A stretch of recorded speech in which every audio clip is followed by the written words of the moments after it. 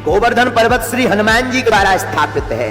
एक जगह वर्णन आया, जब राम सेतु के लिए पत्थरों की कमी पड़ गई तो सबको कहा कि लाओ पत्थर पहाड़ों को। तो श्री हनुमान जी लेने के लिए गए तो गोवर्धन पर्वत को उठा लाए।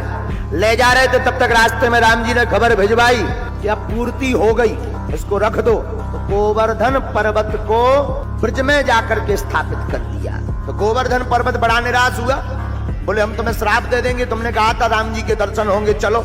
हम चले आए, पहले तो पर्वत जीवंत होते थे, हम चले आए, अब प्रभु के दर्शन नहीं हो रहे। तो श्री हनुमान जी ने खबर भेजी भगवान के पास में। श्री राम जी ने बानरों को भेज करके पुनः संदेश का जवाब भिजवाया।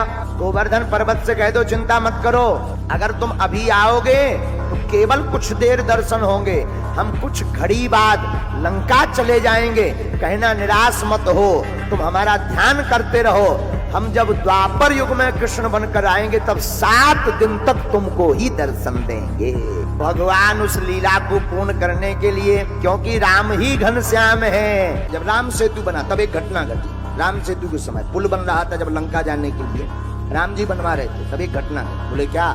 पत्थर राम राम कह करके जैसे ही पानी में डालें तो पानी में उतराने तो लगे, पर पानी में पत्थर डालने पर दोनों इकट्ठे ना हो। और जब तक पत्थर आपस में जुड़ेंगे नहीं, पुल कैसे बनेगा? पुल तो तभी बनेगा जब आपस में जुड़े। जैसे ही राम लिखे और पत्थर डालें तो पानी में ऊपर तो आ जाए, पर वो सभी पत्थर आपस में दूर दूर हो जावे। अब क्या किया जाए? उसी बीच में हनुमान जी महाराज विराजमान थे। तो हनुमान जी महाराज ने एक बुद्धि लगाई। बोले क्या? बोले पत्थर ले आओ। एक पत्थर पर लिखा रा, दूसरे पत्थर पर लिखा माँ। दोनों पत्थरों को समुद्र में डाल दिया, राव माँ आपस में जुड़ने लगे, पुल बन करके तैयार हो गया।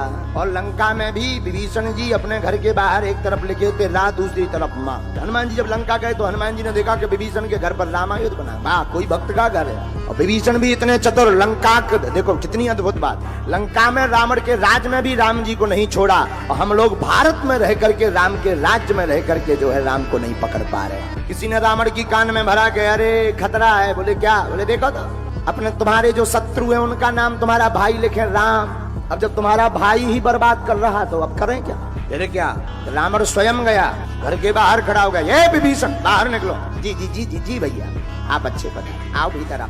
नहीं नहीं भीतर नहीं आना, ये बताओ हमारे दुश्मन का नाम राम लिखो। अरे भैया लगता तुम्हारी बुद्धि सटे आ गई, हमने राम नहीं लिखा, आप ही का नाम है। रावण बोला इसमें हमारा नाम कहाँ नजर आ रहा है? ये तो स्पष्ट लिखा राम, इसमें हमारा नाम कहाँ है? विभीषण जी बड़े चतुर, बोले एक तरफ आपका और भाभी जी का दोनों का मिलाकर नाम है, एक तरफ रा से रावण, दूसरी तरफ माँ से मंदोदरी। रावण भी इतना खुश हुआ, 10 मुंह से हंसने लगा। बोले सुनो, आज के बाद सब अपने अपने घर पे लिखवाओ।